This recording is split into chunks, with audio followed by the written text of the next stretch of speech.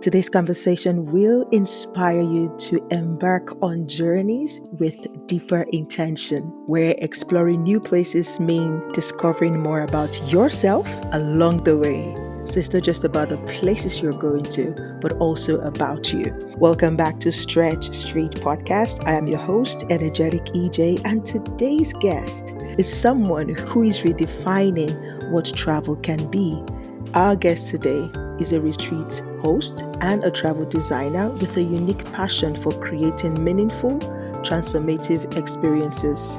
Her company, Wandering Roots, helps people truly check in with themselves while stepping away from the daily grind. You may be asking, just like as I was asking myself, what exactly is travel design and why should I care? Well, trust me, by the end of this episode, you'll understand why travel can be so much more than just a getaway. No matter how dark the night is, the sun always rises. No matter how hard life gets, keep moving forward. You never know what amazing things are waiting just around the corner. No story is too rough and no journey is too tough. Join us on Stretch Street to be inspired by the stories of people who have been through it all and come out stronger. Stretch Street Podcast. Stretching without snapping. My guest on the show today is Anna VanAgtmeal. Thank you for coming on the show. Thank you for having me. My first question to you, first of all, is what inspired Wandering Roots? All right, I'll try to give you the Cliff's Notes. I actually was a very practical person for the majority of my young life, and I went to college to just do something practical, to work in healthcare, because I thought I would always have a job, and I was good at science and math, and I built a very successful career for 13 years in the molecular diagnostics field. And my last stint in that field, I was given the opportunity to sort of be an entrepreneur without any of the financial risks. So I was the first person that the board hired, built the lab, hired the staff, bought the equipment, managed the inventory, wrote all the procedures, things like that. And it just made me realize two things. One, you're much more capable than you ever think you are. And it really drew my confidence to make me think just a little more differently about, like, hey, I wonder if I could work for myself. And also during that time, I had neck surgery. I was in two bad car accidents years prior, and I had to spend 4 months in a neck brace, and I had so much time to think about my life and why I was not jazzed about it. Because again, I had obtained more financial and like kind of climbing the ladder success than I ever thought possible.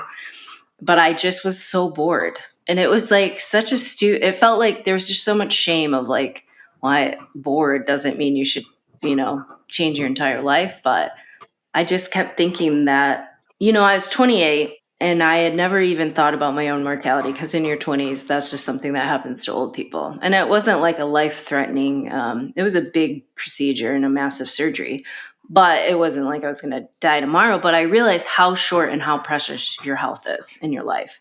And I was like, man, if this is it, I want to make more of it. Like, I want to make the most of it. And I want to be passionate about my life and how I spend the majority of my time.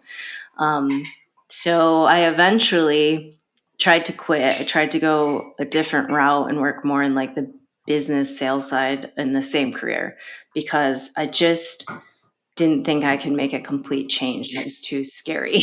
And when I tried to quit, my company gave me a huge raise. And I went to my husband and I said, he was a landscaper at the time and he had been for almost 20 years. And I did the coward thing. And I said, I think you should go on your own. I'll figure out everything. You just like keep running the jobs and stuff, and I'll like manage everything. And it took so many months, probably like 6 months of convincing, but he did it. And he really had quite a bit of success in the first year. And so then the second year, and during this time, I was still trying to kind of heal my chronic pain and this like injury I had. I found yoga. I went to yoga teacher training. I started just Oh doing gosh. things like outside of my comfort zone. And I just decided truly, I was having lunch with a friend. When I was in yoga teacher training, I had never been in an experience where everybody was there, strangers, complete strangers, just loving and accepting each other for who they were and not who they were trying to be.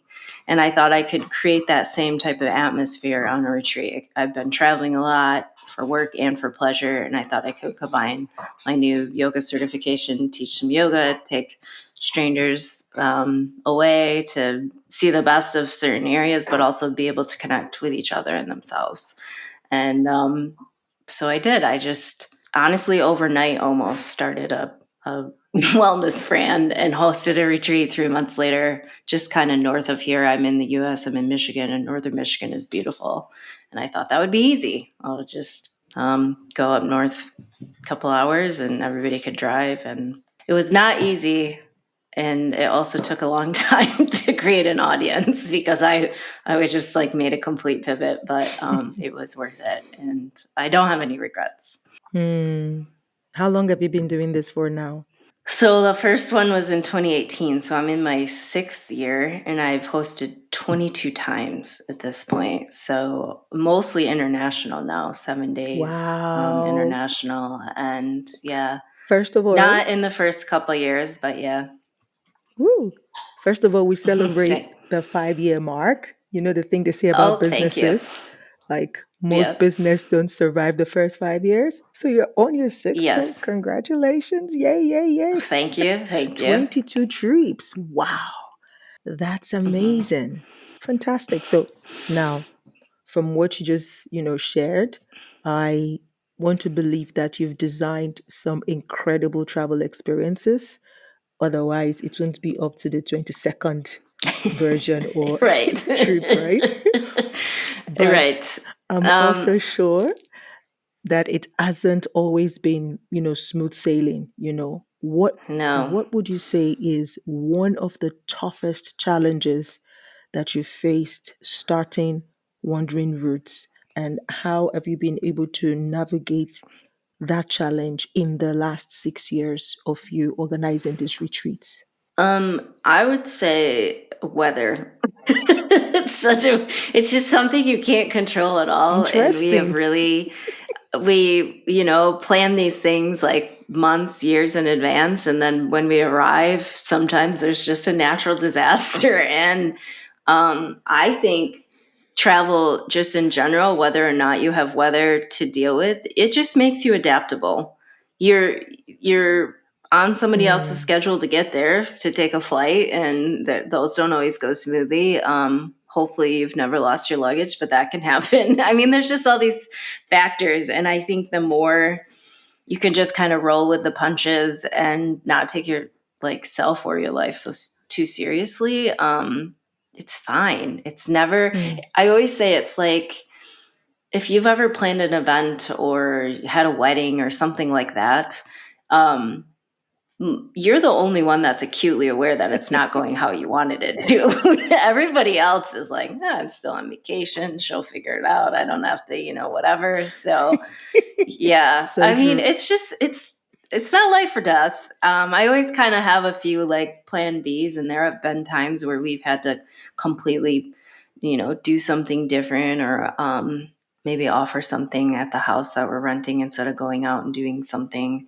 But yeah, I would say weather. That's interesting. I like that. Like, I wouldn't have even thought about that as the first thing that, and actually, that's one major one because it's something you cannot control. It doesn't matter No, how well planned you are, you can't control the weather. no, not at all. Following up with that is to say, whether it has to do with weather or something else on any of these trips, what was your I can't believe this is happening moment on one of your retreats? There's been a couple. Let's think about this. Honestly, the second retreat I ever hosted was technically international. It's just our neighbor to the north is Canada, and Hmm. my staff. So I always have a private chef and a photographer Okay. with me. And their flight got canceled, not delayed. So they got in way, like, I think a day late, 24 hours. And then one got in super late. The other one, they lost their luggage for four, 48 hours. And we also got a massive snowstorm. And one of the guests also had their luggage lost as well. And I got a speeding ticket on the way to the airport to pick him up. And I just learned a lot. I learned that we should arrive multiple days ahead of the start date just to accommodate for that. I learned that I Mm, never want to host alone ever. I don't think it's a good idea. And also, your co-host will make or break your event. And these two ladies, we've been doing it since they've been on every single one. And it's because they're just so laid back and flexible and like, we'll figure it out. We always do. Like to have people on your staff or employees just in general that I don't believe in micromanaging. Hire professionals that you love and trust, and let them shine and do their thing. mm, That's what makes a better right. experience for your guests, and takes some of the load off of you. That's the whole point of outsourcing and hiring it out. So, yeah, I would say whoever is on your team matters and how you treat them, and I would never do it alone. And I think that Right. a lot of the reason I'm still here hosting internationally is because of them. Hmm. I like that. I like that. So when you say you have for the chef, is this chef Hmm. for you or for your guests or for For I guess. So I like everything to feel wow. very all inclusive, and a lot of people have a lot of anxieties around their food allergies or dietary restrictions, and I just don't want that to be an issue. I just want it to be. We have these pretty extensive intake forms because I Wow. want to make these experiences really like unique to why they're coming and who this person is. And we even had a lady with cerebral palsy go with us to one of the national parks in the US, and we dragged her everywhere. We went on some hikes that had flatter trails so she could go. And yeah, everybody really like rallied around her so she could get to see all the things that we get to see. And everybody shows up with a different intention and with different energy and different expectations. And I really tried to meet everybody where they're at. So, anyway, she cooks just a general menu. She tries to cook things local to the area. We also go out a couple times so people can taste the local cuisine. And she The just local like food. Hmm. yeah, because I think that's part of travel, right? The experience. And she just, Yeah. if we have a Yeah. vegetarian, she'll say, this one's Lisa's, she's made one special for them, or sugar free. She'll be like, this one's Amy's. And then that's it. She makes it look easy. So she's a gift. And she's an incredible Hmm. chef. And I actually get sad Right. when retreat is over because now I have to cook for myself and it's never as good. It's I fine. can It's a imagine. first world Well, problem. that's something Yeah. to look forward to every time you have a trip. Yes, totally. Wow, that's interesting. I love that. I love the feel of that, knowing that okay, at least we have a chef, and we can be sure of what it is we're eating on the trip. That's really cool. Like your business is quite exciting.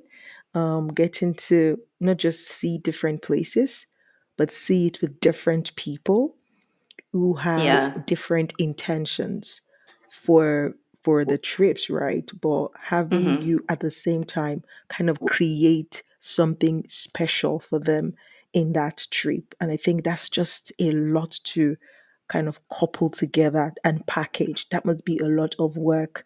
So have you ever had a moment where things went so wrong that you questioned why you started this business in the first place and thinking, "Ah, did I make a mistake?" Yeah. I will say that now that I also I've split my business sort of in half and plan other people's retreats. All of these entrepreneurs come to me with this huge fear of having a bad guest, and I luckily, and I think a lot of times it's your energy and how specific you're being with your offer and who your target is. I have never had a bad guest. I feel very fortunate, and I feel very, Mm. very grateful that I get a lot of people that come every single year, and sometime on multiple. And it's like getting to see old friends. So, that being said, everybody shows up super, super nervous and anxious. And then by the first dinner, everybody's fast friends. It's like, it's really easy to Wow. connect. Like, What's the it's, magic? yeah, I think it's honestly like easier sometimes to be vulnerable with a stranger because they don't have you in this sort of Mm. container or box that the rest of your like family, friends, inner circle does. And so it just sort of takes Right. that out of the equation. But to answer your question about it blowing up in my face, I had booked this villa in Sicily, and it was supposed to happen in 2020, and for the most of 2020 just sucked for me because I had to reschedule, and then I ended up just canceling because it had turned out to be a bigger thing than everybody thought. Anyways, I rented this house, and um, everybody else that it was sort of was a lot more flexible and understanding of the situation. And so when we finally showed up in 2021, there was just some weird energy with the property manager, and it wasn't really how it was photographed. And I mean, that the venue is a huge part of my experience. I wanted everybody to feel wowed and also relaxed and comfortable.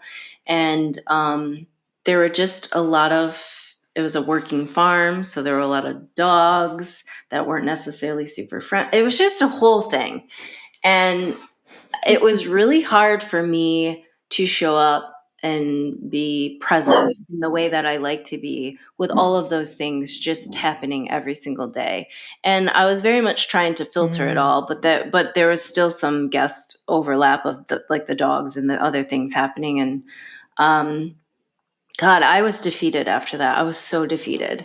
And I luckily it was the last one of the year. I had 3 or 4 months before I had to do anything in person. I mean, you're still The working next and one. getting things ready, but we just had like winter in Michigan to sort of like be reflective. And two things that have driven me as an entrepreneur is learning the lesson and then just moving on. Stop giving it so much of your energy. And Hmm. secondly, I think the difference between people that do and people that don't is just keep going. Just pick yourself back up. Learn, like, Hmm.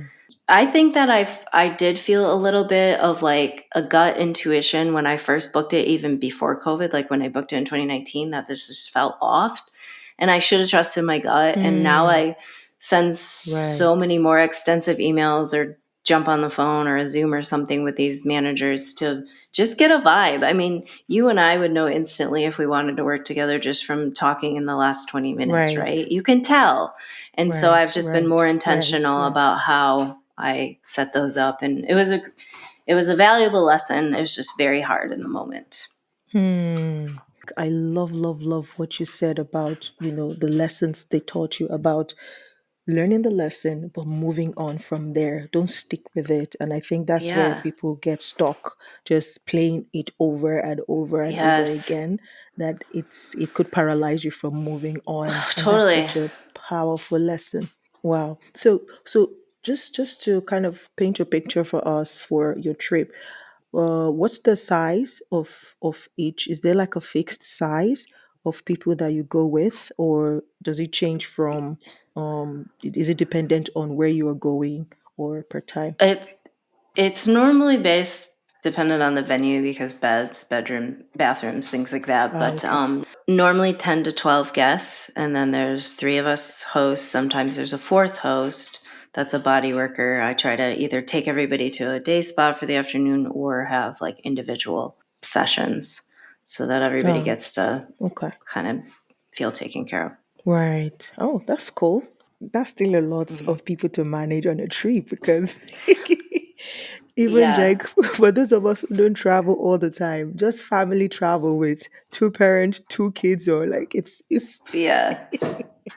Well, it's just a I always lot. say three hosts to 12 people max is like 1 to 4. So it's not, when you break it down like that, I want everybody to be able, I want to feel like I get to hang out and talk with everybody. I don't want it to feel too big. Sometimes too small people don't sign up for that either. So, Right. Yeah, makes a lot of sense. I love it. mhm. I'll take you a little bit back. The first time you decided to, what was it like? How were you able to get, or was it, would I say, convince people to come on for that first time? Because I mean, Yeah. people are used to booking agents, right? But what hmm you offered was a little bit more intentional and more specified. So how were you able to convince people? I always say that when you're asking, it's a big ask because it's an investment, but also you have to convince your guests you're not a serial killer because they have to, you spend the night with them. So there's an extra layer. I'm not joking. I am, but I'm not. No, I mean, they're coming to on your retreat. There's thousands. There's so many options. So you have to make yours Absolutely. fairly specific and clear about who should come and who would benefit the most. I like to think that, first of all, normally people wait. It's not like you're investing in your home where you can justify it as you're increasing the value or making it a more livable situation for your family or whatever. To do something just for you, just for pleasure, is usually the biggest ask for every human. And convincing them Mm, that they're worthy of that and that we're going to be very intentional with their time and make them feel taken care of so that they can leave all of their responsibilities and roles at home and then have that sort of coveted space to tune into what's actually going on and ask yourself, am I living in alignment with what I want and all of that. It's sacred space. It can be. And I think mostly just convincing them that they're worthy of that is the biggest hurdle. Everybody wants that. mm. Everybody deep down wants that, but it's a little bit terrifying and it's sometimes feels selfish and So indulgent how and do all you the get them things. to get to that point? For people that have come to Um, you with that heavy burden of, oh, I don't feel worthy of this, how do you get yeah. them to the point? So I have people that have followed me on my newsletter and Instagram for years. And I actually ran into a woman. I was at acupuncture yesterday and she's like, I follow your brand and whatever. And I was like, God, doesn't really happen. It's kind of a weird moment, but, she's like, someday I'm going to come. And I was like, yeah, I hear that a lot. I would be honored and I hope you do. There are going to be those people that just never pull the trigger. But I do a Zoom, like a 30-minute consult of just talking through their fears if they want to sign up for that. Just because normally, like the external factors are sort of like hiding the real reason they don't want to come, and most people are nervous to come alone, or maybe they won't make friends or things like that, and just sometimes talking, like now they've met me and they at least know one Mm, person when they show up there and they understand how it's going to work and whatever. Usually if they take that step, it's just a little bit of talking it through and then they're ready to go. Other than right, that, we've done right, payment plans to try to make the financial side feel less like a inhibitor, right. and it's about all I have thought of so far. Hmm. What would you say that is your biggest, would I say, feedback so far that has just kind of reignite this passion to want to help people get away, but not just Mm. get away for just getting away sake, but also connecting to them? Like, what's the biggest, would I say, the most encouraging feedback you've gotten so far?